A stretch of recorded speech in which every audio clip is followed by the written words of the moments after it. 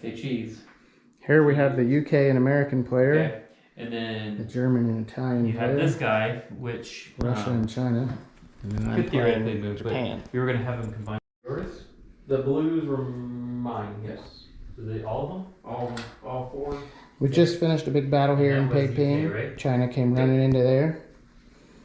We got kamikazes here. Okay. Battle here. Big naval battle here. And you lost your... And I lost that air. Yeah. We're playing with the modified rules, and Japan drew a lot of... How many rolls here? Nine. Yeah. Got two battles here. Oh, I see. A big battle in Egypt going on. Then we got a little battle here.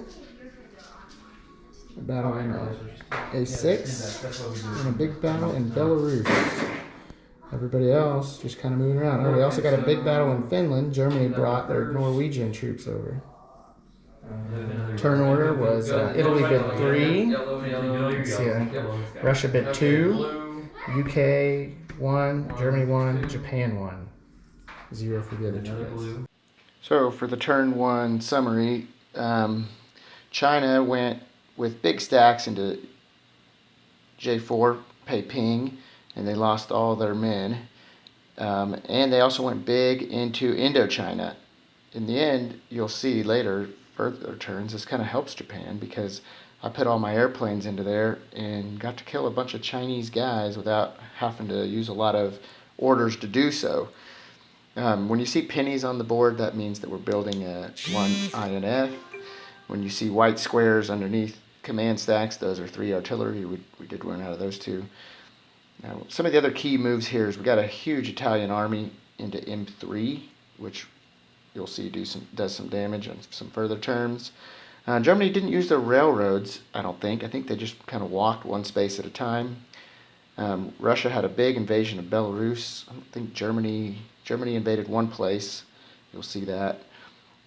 Japan, we made a move where we went off into the Australian port with a big navy and a small land stack. I'm trying to use that long-range amphibious assault rule to do some things. You can see that the 44th gets off into P14.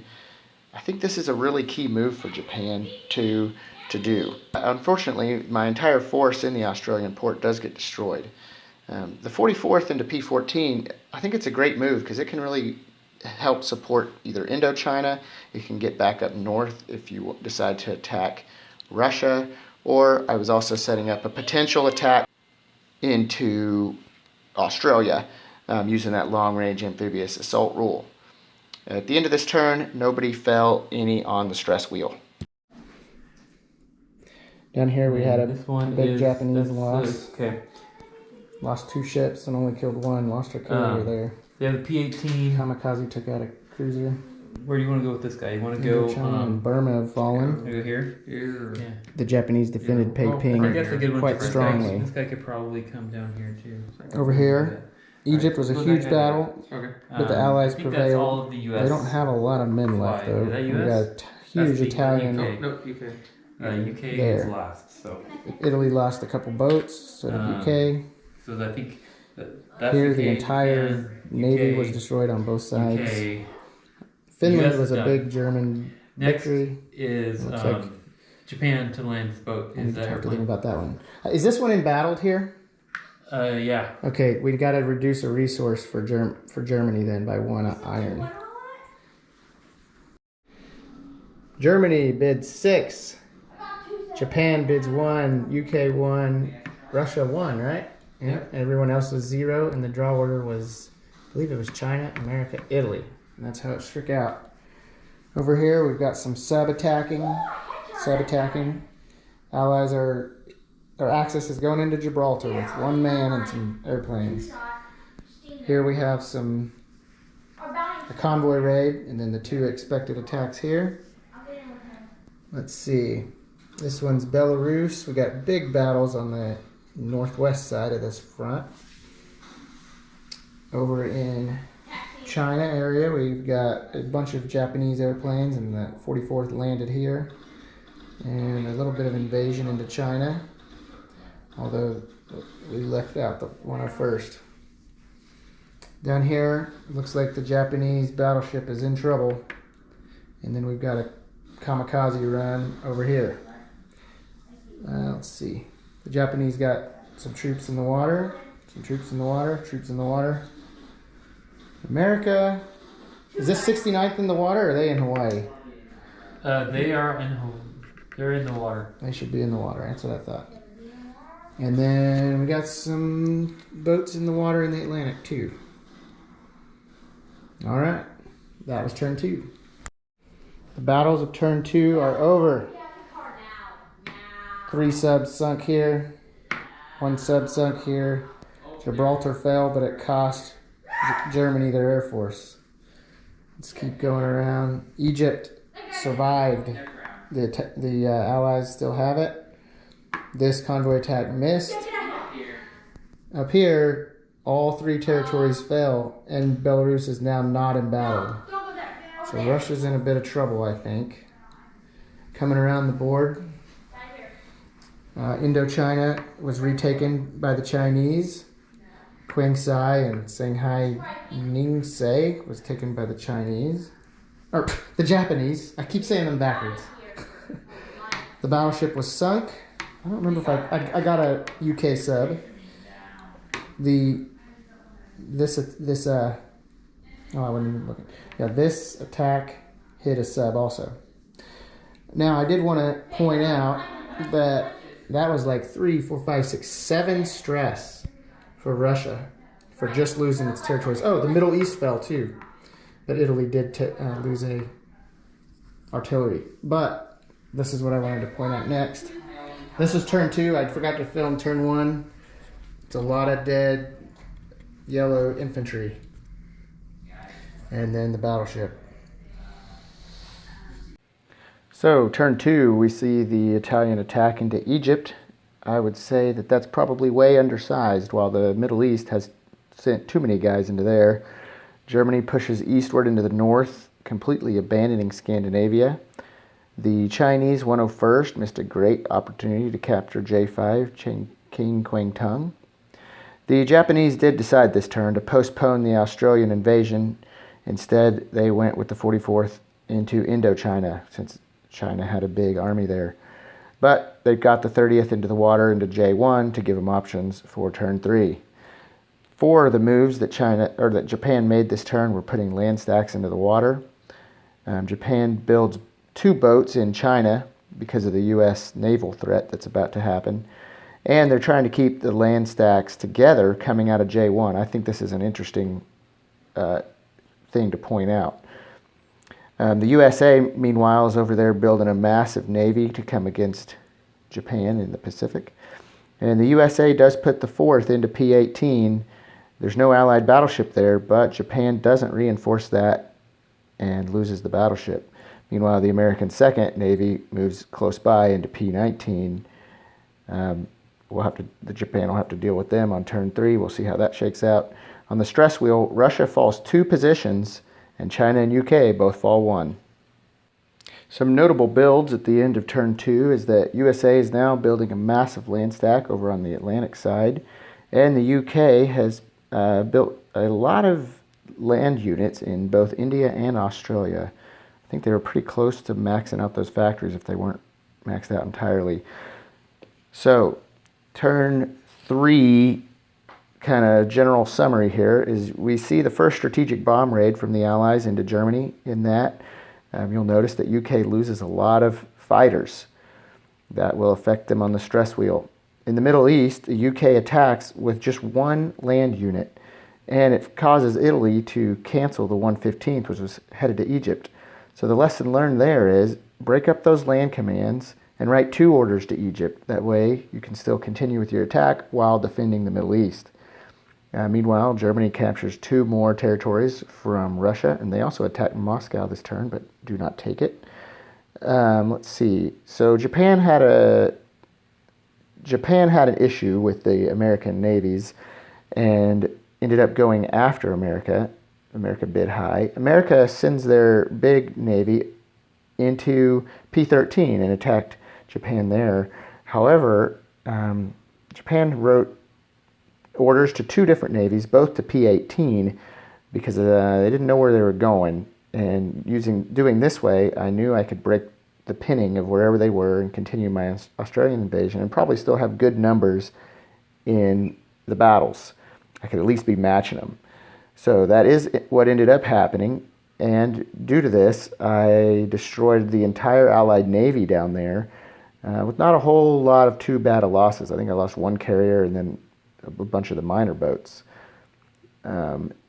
Let's see. At the end of the turn, Russia falls 1 on the stress wheel, and UK falls 1 on the stress wheel. I don't think so. I don't remember if I filmed after moves, but we had America and UK bid massive, right? 7 and 6 or something? 7-5. And then we had 1, 1, 1. I don't remember the draw. Germany drew, and then Russia, and then Japan, or something like that. Anyway, the moves that happened, well, we had a convoy here, a bombing run here. They took out a lot of resources and put down 2 bomb tokens, and some airplanes were shot down, I'm sure. Convoy finally killed that. Middle East, I think, did you lose a guy? Yep, there was one guy dead there. One guy dead, but the attack was repulsed. We had a battle in Caucasus. Oh, looks like Caucasus fell. Archangel fell, but R1 did not. The Russians kind of moved over a bit. They did not attack Japan. We've got an embattled country here. Burma fell to the Japanese. And the big one, B-24, fell to the Japanese. We came in off of P-17 and off of P-14. We had 2 big naval battles in P-13 and P-18.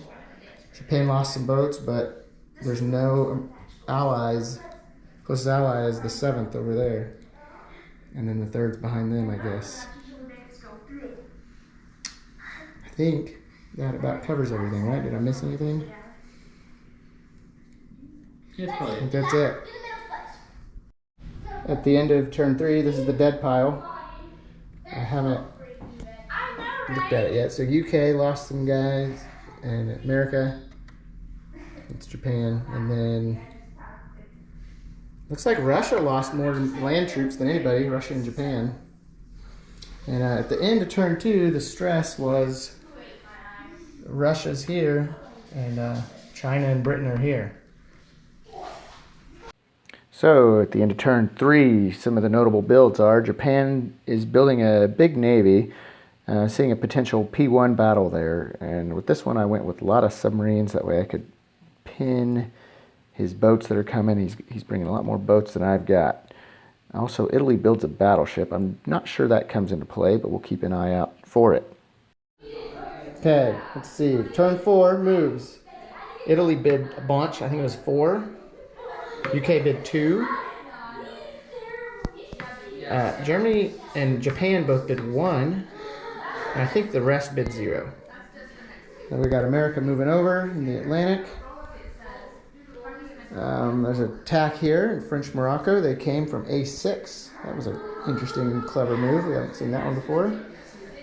Here's an attack here, convoy, hitting Norway as well. This isn't a convoy attack. This is the G2 attack. G2, sorry. This is a convoy. Then we got a battle here and a battle here. We have a battle in Iran. It's an interesting one. Japan forgot to move their fighters up, so we got a pretty evenly matched battle there. We got a battle here in C3 and C1, and China attacked in C4. We've got a battle in Papua and Eastern Australia and the Northern Territory. And a battle in P1 finally between some battleships and cruisers on both sides. And aircraft carrier fighters. Alright, America has made grounds capturing Norway and French Morocco. This strafing run did nothing. I don't know. Did this convoy hit anything? We got an oil. Yeah. It looks like the Middle East has kind of opened up a bit for the Allies here. We've got them on the west, Germans here, no Italian troops in the Med. So we've got you guys hear, the Italians own the Middle East, but Iran has completely flopped back to the British. However, Moscow has fallen, and Volga, did that fall this turn? Yes. That fell this turn as well. Okay, now back over here, Burma is now embattled. Sichuan Yuchon fell to the Japanese. We repelled his attack here and here. I'm just going to quit trying to say those names. Down here, Japan repelled the attack, and over here, Japan did successfully take the Northern Territory, and here in Papua, they successfully took that as well. Up here in P1, there was a big naval battle. America took a hit. They lost a battleship and a cruiser, while Japan only loses a cruiser. So we got another Navy behind them and some land troops. And Navy going to pop here. Navy, a lot of Americans in the water. That's the current stress, but let's take a look at the dead board. Japan took another hit with all those land battles. There's America's battleship. Probably should have had one for Japan too. But Moscow took a lot of stress for Russia. Germany got a lot of medals that turn. So we'll see what happens on that regard. All right, turn 4 summary. We see an attack. Japan attacks Papua, and you may be wondering why. Kind of two reasons. One is that if Japan can successfully capture all of Australia, then all those aircraft, Allied aircraft down there, are going to be destroyed. But it also lets the 12th Air Force escape if the fighters come after them. Also, note the Battle of the Northern Territory. There's a lot of infantry against a massive land or air stack, and in this battle, Japan only loses 3 infantry dice. To me, I think that air strafing is overrated on Board Game Geek. I think people are afraid of it a lot more than it is. I think if you play smart on your battle stances, you can really negate a lot of that. I think people go into those land battles with all offensive mode, and the air strafing really just takes a toll in that regard. But here you see, gosh, they probably had to roll 25 dice or something, and you know, it's only yellows count. Another interesting thing is Japan had orders to attack South Australia, but canceled that. So there's kind of the advantage again of those 2 different commands. The end of the turn, Russia falls 1, China falls 1. Also, a notable battle is the Italian battle in Iran. It went really poorly for Italy and really opens up this area for the Allies. I think I forgot to film moves, but we had a 2 bid and a 1 bid, and 0, 0, 0, 0. I went literally in that order. So we've fought a couple battles. I think this hit an iron. This got an oil. Middle East has fallen back to Britain. Caucasus was defended from the Iranian attack. Looks like Urals has fallen. Russia has just a navy and some air force and a guy being built. Oh, there's a battle of Khabarovsky about to be fought. Japan has broke the pact and gotten their giant P0 troop up into there. Let's see what else is going on. I think they're fighting is this Denmark going on over there? Yeah. Okay. I think that's the last in the over there. We had a big battle of P1. Japan took a smack, but I've already put my builds back in, so we're coming back in with builds. Okay. What did I kill? Okay. Let's see. I killed a cruiser and sub and lost 2 battleships and a sub, so not pretty. Down here, though, Japan took Western Australia, and we got 2 more battles. If I win and take both those, this entire Air Force dies for the Allies. I killed their land stack in P2. And got a land stack here, which is threatening, we don't know what. And if I win this battle of Khabarovsky and take it, I get the carrier as well. Then we got a giant clash in Burma. I got all my airplanes. He's got a fighter, and he's got 2 little land stacks. I think that sums it up. So one of the turn 5 things that I forgot to point out was that Germany had requested to put pressure on the USA. Germany requested that of Japan. I didn't mention it in the video, obviously, because I didn't want to let the other players know what was going on.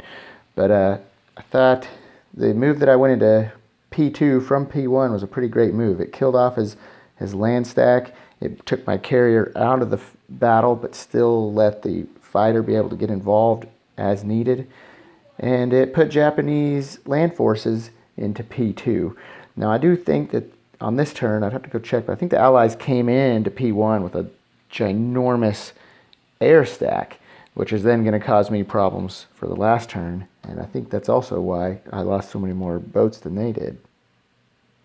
Unless you put men in. Oh, gotcha. Let's see. I think you shot down a fighter, but they took out the lone man. This place fell. What is that? Algeria. The Middle East was retaken. I think that missed again. Caucasus. Was that retaken? I don't even know. Okay, Yeah. Retaken? It wasn't. Oh, you attacked it. I invaded, yep. Okay, Urals fell. I think I said that already. The Battle of Denmark. Well, it left a lot of airplanes left, but all the land guys died. Over here, the Battle of Burma, the Japanese, that's no longer in battle, so I'll get that resource back. Western Australia fell, and Southern Australia fell, so that big air forces had nowhere to go. Up here, Khabarovsky fell, so Japan's going to get this free carrier. And here, the land stack died. Wake Island did fall to the British. Let's count up this dead board. Japan took a heavy beating again on the battleships and the men. They're probably gonna, and they invaded Russia, so it's gonna be painful here. After adding up the stress, China dropped because they don't have any men. Russia stayed the same. UK, Yep. they dropped one. Yep.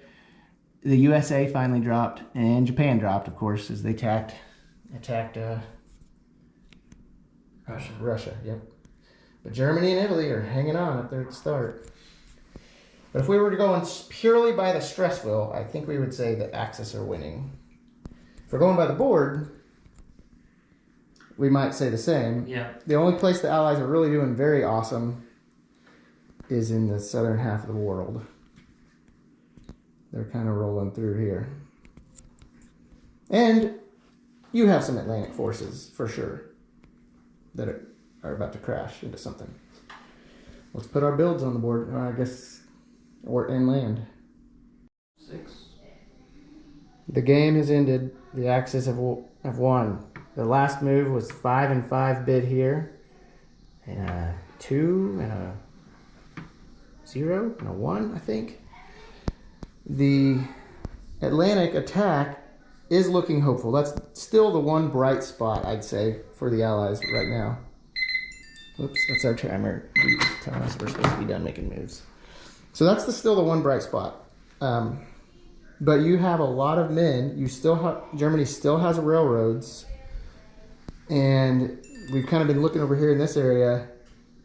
India and Iran we're thinking they got a max of 2 turns left. Then that's 7 stress for Great Britain, who will go into economic collapse. And then the Germans won't have a front on this side from about here over. Same kind of thing with Japan, but they probably wouldn't really care. But over here, we got a lot of craziness going on in P1. I think the American Air Force is about to be stranded again. Although I did definitely mess that up. It should not have counted. And P1, we just keep building, Japanese keep building boats there. And your Navy here, once I get rid of I'm outnumbering you. I built subs on purpose for that reason. He reinforced Alaska and Hawaii. So that's the board. Russia was going to get, how much stress were they going to get this turn? 1 or 2, except my brain got mixed up. and that was it. So that you would have gone into mass desertions and lost a few men, but not everybody. So Been close. let's do final thoughts, I guess. Let me pause it real quick. Final thoughts. I think that we made some key mistakes over in Australia and allowed Japan to get in there and start making hay. They took Western Australia, and that pretty much ended it because we couldn't build to defend anymore. Eastern Australia, excuse me. And then another thing, I think I wouldn't go with attacking any aircraft into P1 unless I had Japan down with not a whole lot of resources anymore. Because J1 or P1? P1. Really? Yeah. I did not like you going in there because you. I didn't like it either, but once I got in there, I'm never getting out again because you're gonna keep. Oh, your boats! I thought you meant your airplanes. My boats. Yeah. I mean, bombing would be fine, but yeah, the boats going in there early is not a good idea. Because they keep building and you just are pinned. Yes. I mean, I literally built 4 subs for that exact reason, just to keep you there. Again, with the U.S., one of the big challenges is getting resources from the U.S. to the theaters, and I'm always battling trying to get enough to go there, having enough moves to be able to do anything once they get there, and still be able to move all the resources you need. So it becomes a challenge. And then Europe, we were actually starting to make some headway at the U.S. coming in. We had some Africa stuff going on. We had starting to invade in Europe. Probably it'd be messy for the next few turns. It's hard to say where that would end up, but Germany has good resources. They would probably it'd probably lean their way eventually. But Russia's hard. I don't know how I really would have done it differently, but maybe a little less aggressive in the beginning. I'm not sure. I'm also a little bit suspecting that you had no chance because of the modified rules. That's true. We did the random layout of stuff, and Germany got very very heavy on land and little air force, and Russia was pretty much default. So you had one that was land heavy, I think. Yeah, I think but so. How do you stop that many land units? Yeah, I don't know. So maybe the modified rules, I'm kind of thinking, not that good. Or maybe it shouldn't be as heavily modified. Maybe just a few more men and a few less airplanes. Not a major change. Yeah, maybe you're allowed, like, one country can be different. Like one of the cards. Because you drew like 5 that were land heavy. Yep. But it was also weird because Germany had no air force. Right. Maybe you should have been bombing them from day one from Great Britain. Maybe I should have done more bombing. Yeah, we didn't do enough of that. What are your thoughts, Camden? Camden played Germany and Italy. Yeah, Germany and Italy. So Italy was rough for me at first. I couldn't think of really a viable strategy. I tried to attack Egypt a couple times, and I think I failed on both. We ended up getting into the Middle East for, I think, a turn, and after I'd lost in Egypt, I decided, probably wrongly, that I should shift my strategy. Did we ever take Egypt? Did you ever take it? No, never took Egypt. Yeah, Allies held. That's, I would say, rare for this game. Like every game I think I've played, Egypt's fallen. Usually I think the Middle East was left wide open, so you took that instead. Yeah. If that was well defended, then you would have probably continued after Egypt and got Egypt and then gone to Middle East. Yeah, I think that's. So in hindsight, he shouldn't have tried to go for both. He should have just hit Egypt with everything. I think Middle East was probably a viable strategy because you got 2 oils there. True. Yeah, that's my main goal was to try to deprive Great Britain of oil. But Middle East is kind of like in between, not knowing where to go. Yeah, it's very tough to get. How much oil does this place make? And then for Germany, I honestly think I just got lucky with the modified draw because I had a ton of infantry stacked up on the border, so it was pretty easy. And also I got lucky on some rolls, but I think I took these 3 territories in the first. 2 or 3 I don't think I took Volga. I did take Bryansk and Leningrad. I think, and Karelia, I think, was all on turn 2. Yeah. So Rich, you never attacked me over here. I left it wide open From Russia's perspective, Yeah. Russia was already stressed early. But you also never railroaded them back. Well, by the time I was decided it was time to railroad them back, it was too late. Oh, the railroads I were lost done. my railroads because I lost them. It was like second or third turn. I lost my Because they railroads. basically marched over there and then lost in Urals. And then this guy Yeah. took one step and then one step back. Oh, Yeah. a great play. I think we should mention this. A great play that the Allies made is. Oh, yeah. They I did a love naval that. invasion on Gibraltar and took it over. I think if you don't have a land stack in Gibraltar, Yeah. you're in trouble. That was a big because of the mistake. Yeah, access. I only had one infantry as Italy on that. Yeah. On that for Well, double turns. and that's the key thing to. Gibraltar never ended up mattering, No, not really, but it is key. but it limited where you could go. Because if UK holds Gibraltar, or the Allies control Gibraltar, then the Italian Air Force is stuck in the Med. You mean The Navy. The Navy's stuck in the Med, right? Because you can't go through here if this is disputed. I think the advantage of taking Gibraltar as the Allies is you can get in there and literally destroy the Axis Navy. Once you've done that, Yeah. you can land anywhere in North Especially Africa, if they never take Egypt. Italy, like France. Like Sure. Well, and they can't defend all that. Malta's available to land on as well, Mhm. right? That's something that I didn't take advantage of. Well, you also never had any bombers down there because I warned him of that. Yeah. I said, watch out for bombers. And then we looked and we're like, well, there's no bombers Yeah. in the area. So Yep. that didn't matter. Honestly, I'm not sure I played Japan that well because I didn't really help Germany at all.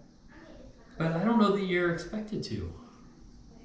If Germany had been on the ropes, what did I do to help? I don't know, but it's so difficult because they're so far away. You helped Germany by bringing Britain down. Is that all I did? Yeah. But that's big. That's 3, 4, 5, 6, 7 stress Yeah. and two iron and 3 OSR. Did you get this one too? This stress there. Yeah. Okay. 8 then- stress. And not only that, but it's like the human aspect is the players putting attention over there. True, And and you're also using moves. You're keeping me busy here. Yeah. Right? Which I was putting more builds here for both this stuff and this stuff, and very little here. All of his building was U.S. stuff coming this way. And did he built in Australia a couple turns? A little bit, yeah. But at the end of the game, that was the only place you were building For because the most part. it was the last bastion of. Yeah. And that's kind of what we were talking about behind the scenes was really the only place where they're strong right now is coming from India. And so I just had to push hard. Yeah. He did ask me to attack America, though.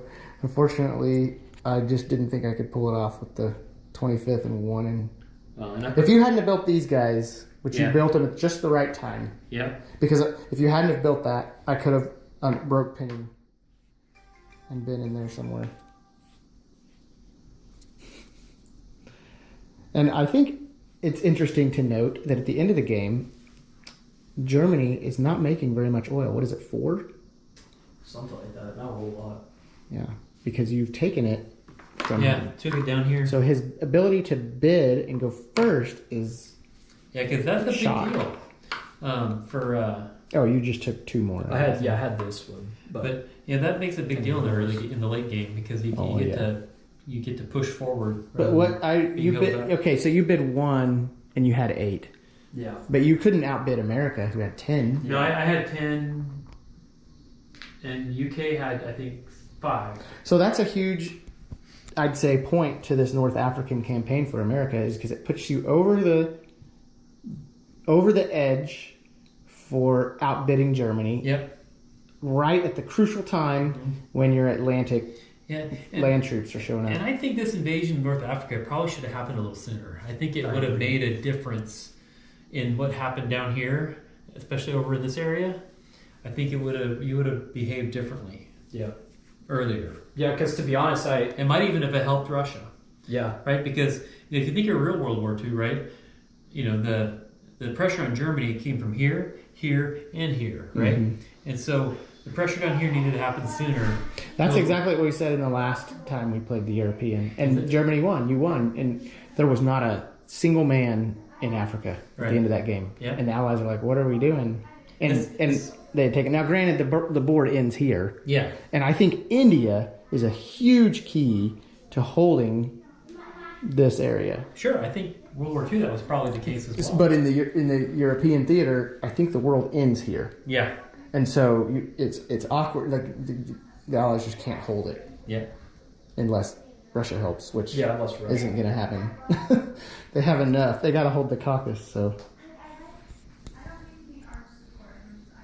I would also say too, your ginormous invasion of China right off the bat helped me because it really opened up everything. Yeah. At first, I was like, "How on earth am I going to kill all these guys?" And they all died. And then they all died because I had just tons of airplanes in both places, and you went running in pell mell. And I was hoping to well, I was sort of hoping to take that factory and steal my dudes. Well, yeah, we'll make it tough on you in the beginning, Yeah. Because it feels like that's almost when China's powerful, but maybe it's more China just needs to be an annoyance and be in the way. And a threat, a slight threat. Yeah.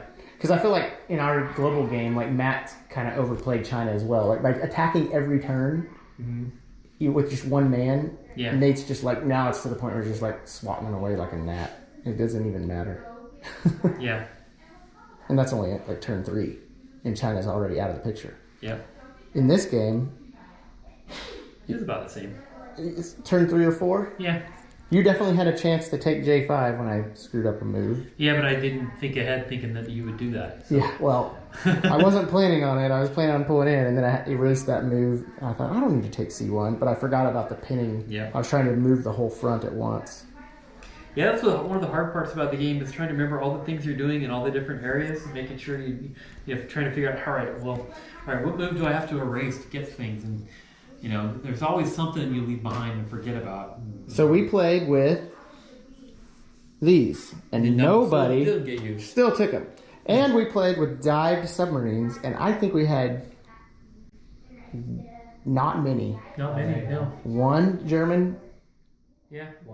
One time. Well, because two. most battles had multiple people with them, so we ended up rolling. Just going with the extra shots you get from your subs rather than diving them. And the reason I'm building so many subs here is to break that pinning for my giant attack that was kind of put on hold because you had so many airplanes. But I was like, oh my gosh, there's too many airplanes, and I only have subs. Subs can't fight back against them. Right. And so I was like, well, yeah. The entire Russian Air Force, or I'm sorry, Japanese Air Force was pretty much in Japan the whole game. Was it? Pretty much. I had an 8 stack that this guy ended up landing here because I thought I'd use him. Yeah. Didn't even end up doing that. And then this stack, this is the first time they've seen action since that same turn. It's been 3 or 4 turns since I've even moved anyone besides the 12th, which was down here. You were doing all the stuff down there.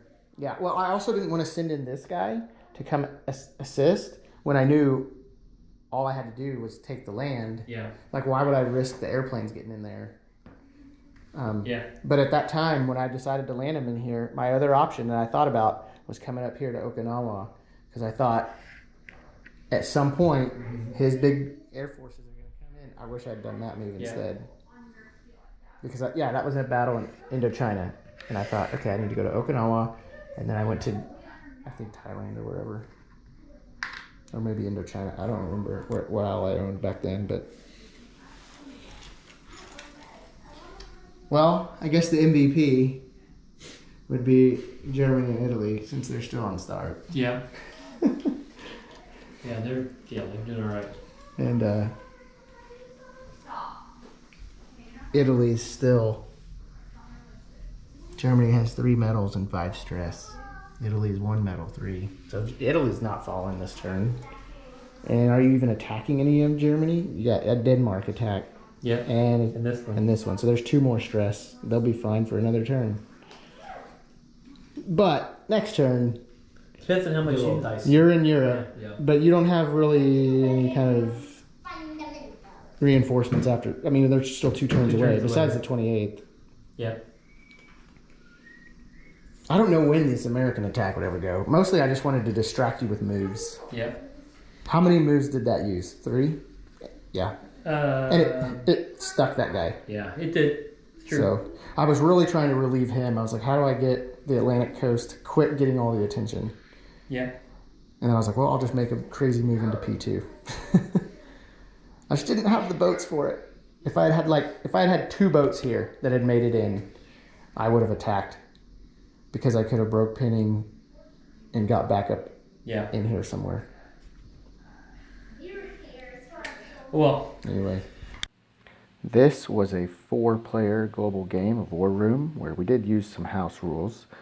We had Larry playing the UK and USA, Rich playing Russia and China, Camden playing Germany and Italy, and Rob, myself, playing Japan. The players arrived at 9 a.m. We did voting on house rules until 9:15. Then we did some setups and then started the game at 9:30. It was a game that took 6 turns, and it was an 11-hour long game with surrender occurring at 8:30 p.m. However, the last 4 hours was only 3 players. One of the Allied players had to leave, but by that point, Russia and China were struggling to write orders anyway, so kind of went okay. We did enforce a 20-minute time limit on writing orders, and we decided on that one because we had one player writing 18 moves for the USA and UK, and we did have 2 battle boards going simultaneously. We were also trying to hurry up the game a bit, so my recording was a bit brief, we'll say, and sometimes I'd forget to record, and then I'd try to record between battles when I personally wasn't fighting. So the house rules that we played with the Stalin Rule and the Sino-Soviet Non-Aggression Pact. We did play with the long-range amphibious assault, but with a slight modifier where you are allowed to move to the sea space if you would have bounced anyways. I'm not sure that occurred in the game. Maybe it did once. We also play where bomb damage repair costs 9 iron. And we have another optional rule for garrisons, where basically if you send in 2 unit types, the black rolls are a miss. And if you send in 3 unit types, then blacks and greens are miss. We played with the Take Her Down expansion. We did play with kamikazes.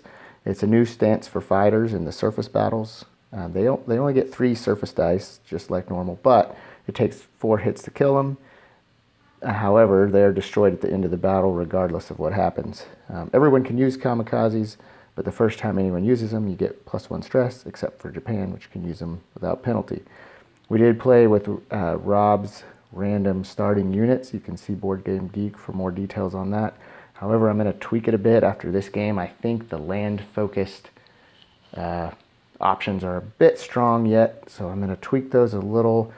Right now I'm using kind of the 2-3-5 trading ratios. I think I'm going to make those kind of 1 for 1. It's kind of been my thought all along that land units are the most powerful in this game, and so I'm going to tweak those to make them a little weaker. We did play with Rob's version of the experienced players submarines, not the out-of-the-box second edition submarine rules. Basically, submarines can pin. Not pin, sorry, I said the wrong thing. Basically, subs can dive any time that they have not yet been involved in the turn. So I think I've posted those rules to Board Game Geek as well. We did add an optional depth charging rule because we found that maybe subs are a bit OP. However, that never did occur because subs never did dive. I think maybe 1 time. We do play with the fighters provide cover optional rule. Basically, it divides the air battle into 2 sections. I think I've posted on Board Game Geek about that. I really do like that rule. Otherwise, all the air dice just go against the ground and surface planes, and I think that's just kind of weird. We did play where neutral land produces resources. However, we did beef up Arabia's army to be the same as Turkey's. And yet again, no one ever attacked a neutral, although it was considered because the Middle East area did have some strange times where one side would kind of dominate, but never enough to attack. And of course, we did play with the turn 0 builds, which I've also kind of outlined how I do that on Board Game Geek. Basically, both sides get the same amount of resources. So those were the house rules that we did.